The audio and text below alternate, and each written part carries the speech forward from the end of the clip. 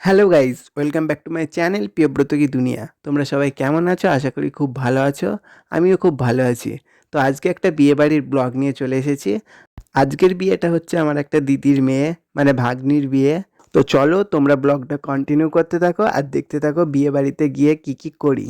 তো বিয়েবাড়ির গেটের সামনে চলে এসেছি আর বিয়েবাড়ির ডেকোরেশনটা খুব ভালোই করেছে। পাশে একটা গণেশ ঠাকুরের মূর্তি দিয়েছে। তো প্রথমে দেখা হয়ে গেল এদের দুজনের সঙ্গে। তো আমি ব্লগ করছি ভাবছি ফটো তুলছি তাই পোজ দিয়ে দাঁড়িয়ে আছে। তারপর বলার পর হাই করলো।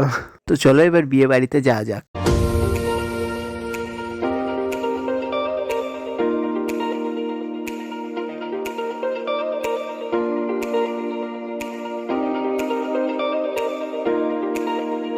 এ দেখো ভাগ্নি এখন বিয়ের লুকে রেডি আর একটু ব্যস্ত আছে।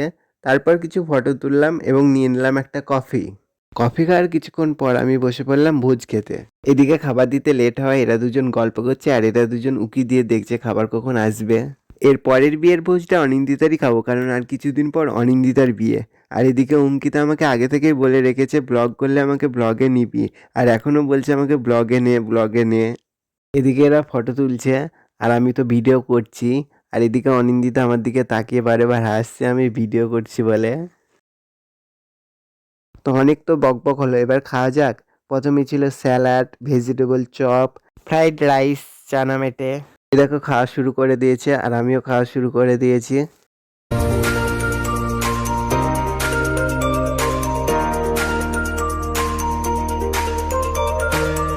তারপর ছিল সাদা ভাত, ভেজ ডাল, পাঁচ তরকারি। তারপর ছিল মটন, কিন্তু আমি মটন নিইনি, আমি মাছ নিয়েছিলাম। আর ওইদিকে জিনিয়া বসেছিল ওর মা বাবার সাথে। আর আমি এদিক থেকে বলছি হাই কর আর ও বারে বার হা করছে। এরা একবার করে খাচ্ছে আর দুজন দুজনকে বলছে লিপস্টিকটা উঠে গেল কি দেখ। তারপর ছিল আমের চাটনি, পাঁপড়, দই, রসগোল্লা। তারপরে চলে আসলাম বড়মশাইয়ের কাছে, আর বড়মশাই হচ্ছে আমার অনেক পুরনো বন্ধু। এটা আমার ছোটবেলাকার বন্ধু।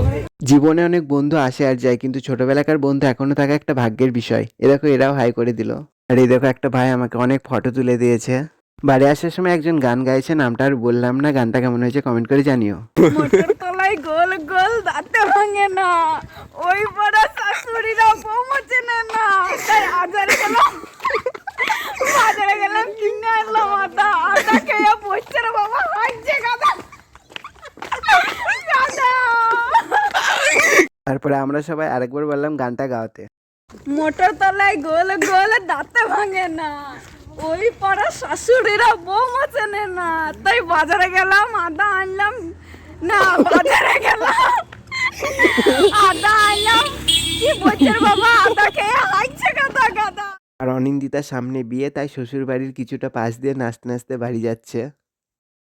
তো গাইজ আজকের ব্লগটা এই পর্যন্তই। আজকের ব্লগটা কেমন হয়েছে কমেন্ট করে জানিও। আর চ্যানেলে যারা নতুন তারা চ্যানেলটিকে সাবস্ক্রাইব করে দিও। দেখা হচ্ছে পরের ব্লগে। টাটা।